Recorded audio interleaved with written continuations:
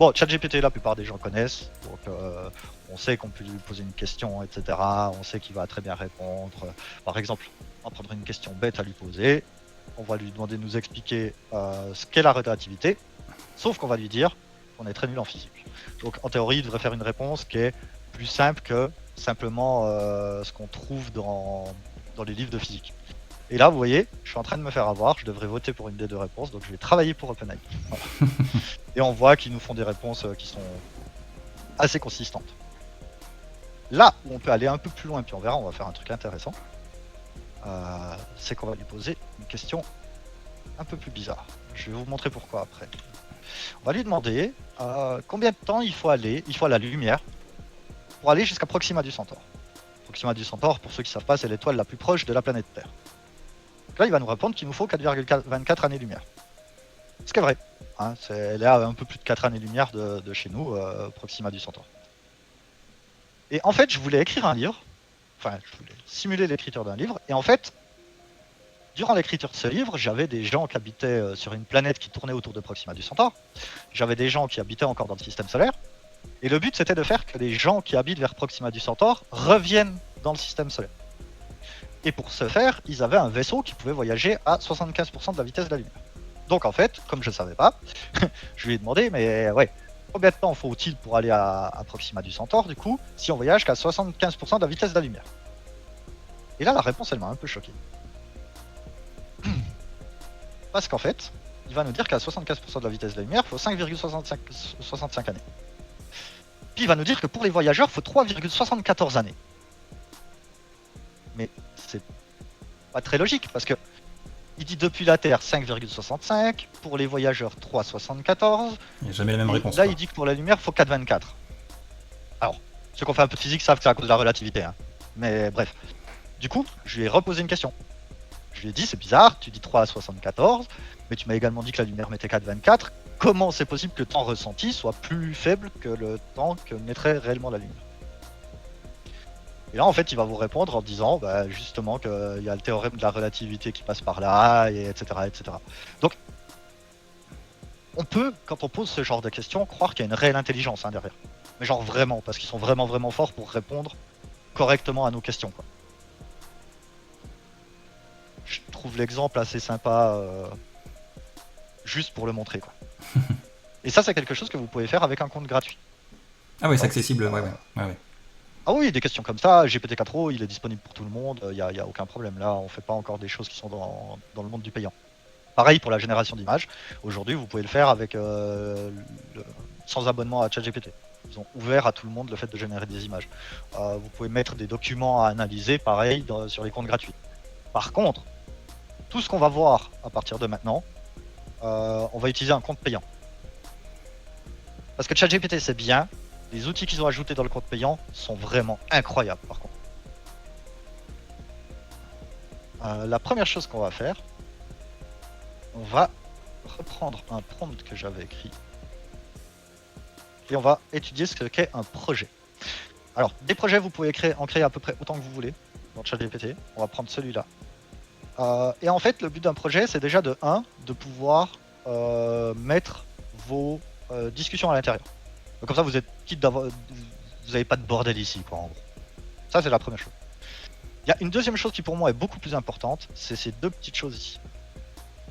Donc vous pouvez créer un nouveau chat. Et ce nouveau chat va tenir compte de ce qui est ici dedans et ici dedans. Donc vous pouvez joindre des fichiers, n'importe quel fichier. Mais nous, ce qu'on va utiliser, c'est surtout les instructions. Et là, on va lui dire justement ce qu'il est. Et il va utiliser ça pour nous répondre. Donc là, dans notre cas, on va lui dire que c'est un expert en science-fiction et en heroic fantasy. On va lui dire qu'il excelle à écrire des livres et à trouver des histoires innovantes, surprenantes et pleines de rebondissements. Voilà. J'ai créé un prompt. Donc ça, c'est un truc que j'ai déjà fait, que j'ai fait il y a quelques mois, où je voulais écrire un livre. Le but, c'est d'avoir une histoire qui dure 10 000 ans, comme pour le Seigneur des Anneaux, Warcraft, etc. D'avoir une histoire qui soit sympa à lire, en plusieurs bouquins, qui ait des retournements de situation comme dans Game of Thrones, etc. etc. Et c'est là que je trouve que les LLM sont forts, mais genre à un point qu'on s'imagine pas. C'est pour vous donner des idées. Ouais. Aujourd'hui, un écrivain qui a le problème de la page blanche, avec ce genre de truc, je comprends plus. Je dis pas que vous devez écrire tout votre livre avec ChatGPT. C'est possible. C'est pas forcément ce qu'il faut faire. Mais au moins, si vous êtes en panne d'idées, il va vous en donner, puis en général des bonnes. Genre là, il va nous proposer directement un livre complet avec le tome 1, le tome 2, le tome 3, etc. etc. Et en général, c'est pas trop mal écrit. Hein. Les idées sont pas bêtes du tout. Faut peut-être reposer plusieurs fois la question. Faut peut-être essayer d'optimiser certaines choses, mais les premières réponses sont vraiment intéressantes. Pour vous montrer d'autres exemples, moi j'en ai un dans lequel je fais pas mal de développement, auquel je lui ai dit, c'est un expert développement informatique. J'utilise passablement l'API d'OpenAI, donc je me suis permis de mettre dedans qu'il était expert dans l'utilisation de l'API OpenAI, puis qu'il devra me répondre dans un langage compréhensible pour un développeur senior, parce que je voulais pas qu'il me fasse des réponses qui feraient à quelqu'un qui ne fait pas de développement, qui s'oriente plus dans les choses que je connais directement plutôt que de m'expliquer la totalité de ce qu'il a fait. Voilà. Par exemple, pour les articles que vous trouvez sur le Turing Lab, j'ai fait pareil, j'ai créé un projet où je lui ai dit qu'il est spécialisé dans la rédaction de news, qu'il doit être doté d'un grand sens de l'humour, qu'il doit être très bon pédagogue, etc. etc. C'est pour ça que les articles que vous voyez sur le Turing Lab aujourd'hui sont des articles avec une certaine touche d'humour. Pour 20 balles par mois, franchement, ça vaut la peine de les débourser. Si vous utilisez beaucoup de ChatGPT, hein, qu'on soit d'accord. Le petit truc suivant que je voulais vous montrer, c'est ce qu'ils ont appelé les GPTs. C'est quelque chose qui est sorti il y a très longtemps maintenant. Je crois, ça va faire un an et demi, 2 ans. Quasiment, c'est la première chose qu'ils ont rajouté en fait dans ChatGPT. Les GPTs, c'est quoi? C'est en fait, vous allez créer un espèce de robot qui permet de répéter de faire la même tâche plusieurs fois de suite. D'accord? Il y en a plein qui existent déjà. Nous, on va créer le nôtre. Mais vous pouvez trouver par exemple des GPTs qui permettent de générer un prompt pour Stable Diffusion. Ça peut être quelque chose d'intéressant. Si vous voulez générer une image avec Stable Diffusion, c'est vrai que c'est pas toujours simple. Un GPT peut vous faire une proposition. D'accord? Nous, on va en créer un peu différent. Donc, on va faire créer. Il y a deux façons de créer un GPT. Soit vous le configurez vous-même à la main. C'est une possibilité, hein, c'est-à-dire que vous définissez le nom, la description, vous lui donnez toutes les instructions qu'il devra faire, etc., etc. Vous pouvez également lui donner des fichiers, vous pouvez lui dire s'il a la capacité de rechercher sur le web, de générer des images, vous n'êtes pas obligé de le mettre, d'interpréter du code, etc., etc. Nous, on va passer simplement par la partie texte, c'est-à-dire que vous pouvez lui indiquer, par du pur texte, qu'est-ce qu'il doit faire. Puis, automatiquement, en fait, le LLM, en fait, ChatGPT, va construire la partie configurée pour vous. Donc on va créer un optimisateur de prompt. D'accord. Donc on lui dit, tu es un expert en prompt engineering, etc. etc. Le but, c'est qu'il va nous générer un prompt sur un truc qu'on a envie de réaliser. Il va se l'autocritiquer, son premier prompt. Vous verrez, en général, il se donne une note de 3 sur 5, très souvent la première fois. Et en fait, si la note, elle n'est pas de 5 sur 5, il va nous poser des questions qui permettent d'optimiser ce prompt. D'accord. Donc le but, c'est vraiment qu'il en arrive à faire exactement les 3 choses qu'on a dit avant.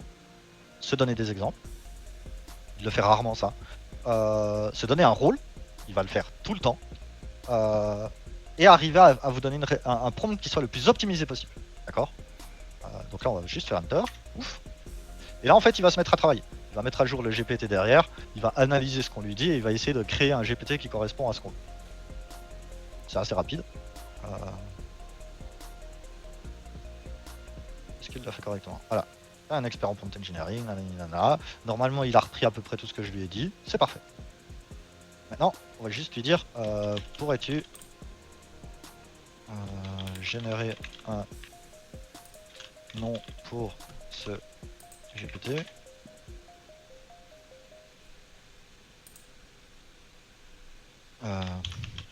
Parfait pour moi. Donc, il nous a proposé le nom architecte de prompt. Hein. Et là, il est sympa, il va nous générer automatiquement une image de profil qui irait bien pour qu'on puisse le retrouver dans notre liste de GPT à nous. Ouais, parfait. Ça, il le fait automatiquement ou c'est toi qui lui as demandé? Non, il l'a fait tout seul. D'accord. Là, je vais juste demander de générer un nom. Ah ouais, derrière, parce qu'il voulait me poser d'autres questions et puis que je suis pas intéressé. Et en fait, si on va dans configurer, on voit que l'image il l'a mise là, on voit qu'il a mis architecte de prompt, on voit qu'il a fait la description et qu'il a repris ce qu'on lui a demandé ici. Ok. D'accord. Là, on va faire créer. On va faire qu'il soit accessible pour moi seulement. Vous pouvez le partager avec d'autres utilisateurs, ça c'est super intéressant. Enregistrer. Et ici, en fait, dans Aperçu, vous avez la possibilité de le tester, hein, votre prompt, avant de l'enregistrer, puis de faire des tests directement ici. Vous pouvez le tester à l'autre place, quoi. Oh bah ça c'est intéressant. Donc il nous fait des propositions de prompt, hein, des propositions de ce qu'il va faire. Donc le but c'est de rédiger un prompt pour obtenir un résumé d'un livre. Donc là, il se crée le prompt, donc il se dit à lui-même t'es un expert littéraire, spécialisé en analyse, etc. Il se donne une critique à 4 sur 5. Donc, après on peut lire le tout, hein, mais c'est pas super intéressant. Et là il va poser des questions pour tenter d'améliorer le prompt. D'accord ? On va pas se prendre la tête. On va lui dire, réponds toi-même aux différentes questions. Je vous déconseille de faire ça en mode normal, hein. Là c'est juste pour la démo. Mais en général, vous allez donner des réponses à chacune des questions qu'il va poser pour être le plus précis possible. Donc là il s'est répondu à toutes ces questions. Il arrive à une critique de 5 sur 5. Et du coup, vous avez ici le prompt parfait d'après ChatGPT qu'il s'envoie à lui-même pour faire un résumé détaillé et structuré du roman L'étranger d'Albert Camus. Et ça, c'est très très cool. Je trouve ça. Parce que ça veut dire qu'après, vous utilisez ça, vous le copiez dans ChatGPT et il aura son propre prompt parfait pour vous donner la réponse à la question. C'est un peu comme si tu faisais bugger la machine, quoi. Tu lui demandes lui-même de travailler pour lui-même, quoi. C'est exactement. c'est ça qui en est fait, fort. quand vous regardez un peu ce qui s'est passé ces dernières années autour de l'intelligence artificielle, il y a 1 année et demie, on disait que le métier du futur dans l'IA, c'était, ou au moins autour des LLM, c'était le prompt engineer, l'ingénieur de prompt, le mec qui sait exactement comment ça fonctionne un LLM et qui sait lui parler. Très rapidement, en discutant au boulot, on a compris qu'en fait, celui qui connaît le mieux le fonctionnement de ChatGPT, c'est ChatGPT lui-même, non ? Donc autant lui demander à lui de se faire des trucs parfaits pour lui. Donc ça c'est un truc que j'utilise tous les jours, hein. À très peu de choses près, c'est vraiment quelque chose que j'utilise tous les jours.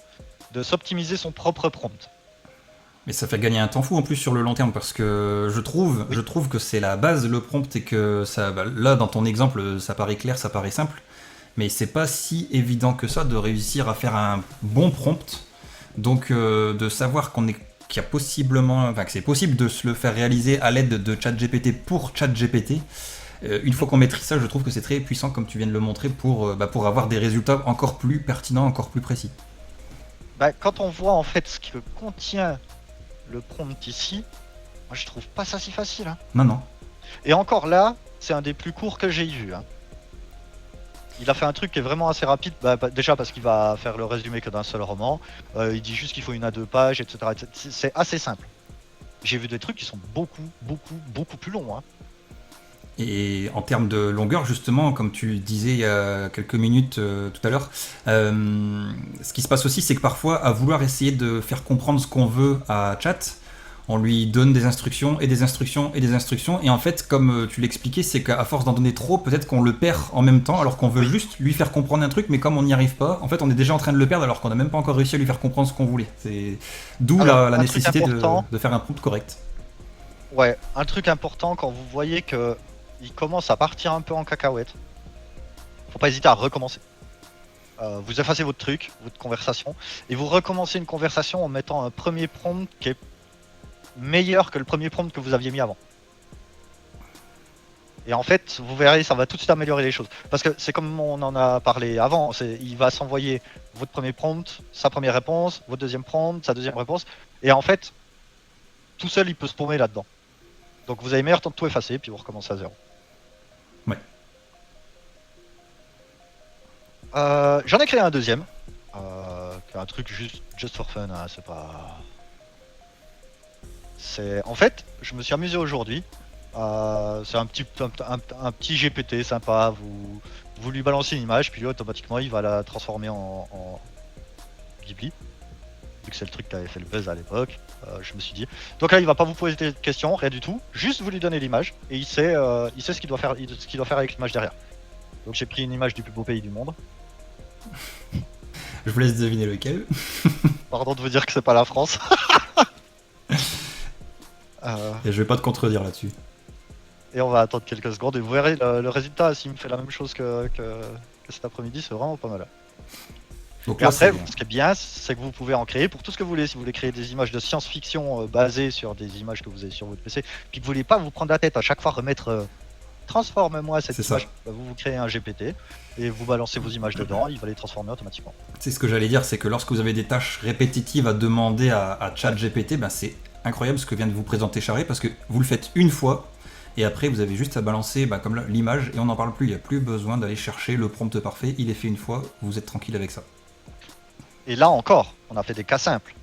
Vous pourriez avoir un système, je dis ça au bol, hein, c'est pas parce qu'il y a des GPT dans mon truc qu'ils le font, c'est au bol, hein, où vous donnez un fichier, il va faire un résumé du fichier, ce résumé, il va le transformer en HTML pour un site web dans lequel il va transformer certains mots, quand il voit certains mots, en fait, il va les transformer en mettant les bonnes balises devant, bonnes balises derrière pour en créer un lien sur une autre page du site internet, etc., etc. Vous pouvez additionner les choses que vous faites dans un GPT pour qu'il fasse des trucs extrêmement complexes. Hein. Donc voilà l'image. Ah, le résultat, il est incroyable. On est, C'est on pas mal, est, hein. on est très très très proche de l'image de départ hein, quand même, je trouve. Ah, on en ferait volontiers un tableau. Hein. Non, franchement, le rendu est top. Et en fait, si on regarde... Alors il faut que j'aille... On va faire comme ça, GPT. Ah, on va juste aller voir le texte qu'il a mis derrière. Tac tac, configuré. Ce GPT transforme toutes les images d'Annie en Studio Ghibli. Il va beaucoup plus loin que ce que vous mettriez dans le prompt. Hein. Il applique un style artistique doux, coloré, onirique et chaleureux, inspiré nanani nanana. Et vous voyez, le prompt, il est quand même assez long. Donc il va vraiment vous faire un truc qui est assez top par rapport à juste transforme ça en Ghibli, quoi. Dans les autres petits outils qui sont disponibles sur ChatGPT, on va rapidement faire un petit tour.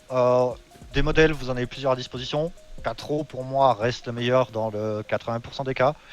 Mais si vous voulez du raisonnement avancé, bah, c'est comme on en a discuté ce soir, O3 ou O4 ouais, c'est O3 qui est disponible à l'heure actuelle. GPT 4.5 qui est censé remplacer 4O à terme. Et faites attention, GPT 4 c'est surtout pour les développeurs ça. Hein. Le 30 avril, aujourd'hui du coup c'est le dernier jour où il est disponible. Donc si vous utilisez les API OpenAI, il faut changer le modèle si vous utilisez GPT-4. Voilà.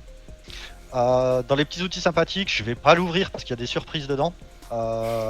Mais quand vous générez une image dans ChatGPT, c'est souvent vous n'arrivez pas à la retrouver en fait. Ils ont rajouté une bibliothèque dans laquelle toutes les images que vous avez générées sur ChatGPT sont disponibles, sauf dans les conversations que vous avez supprimées. C'est-à-dire tant que vous conservez votre conversation ici ou dans les archives, c'est bon, ça restera là. Si vous supprimez la conversation, ça disparaît de la bibliothèque. Ok. Il y a un seul truc qui m'embête à l'heure actuelle. C'est que quand vous sélectionnez une image de la bibliothèque, ça vous dit pas dans quelle conversation elle se trouve. Ouais. C'est le seul petit truc qui pourrait rajouter pour rendre le système parfait, à mes yeux. C'est vrai. Ça serait pas mal. La dernière petite chose qui est à disposition de tout le monde et non pas que des comptes payants, c'est la partie personnalisation où vous pouvez en fait faire référence à des éléments mémorisés. Il faut faire très attention avec ça parce que ça veut dire que ChatGPT va se souvenir de choses sur vous. Ça peut être bien, mais faites toujours attention, ça reste des données privées. Si vous dites que vous avez un chien ou que vous avez telle maladie ou etc., ChatGPT le saura jusqu'à la fin des temps. Donc à peser le pour et le contre. Moi je suis pas archi fan, mais voilà.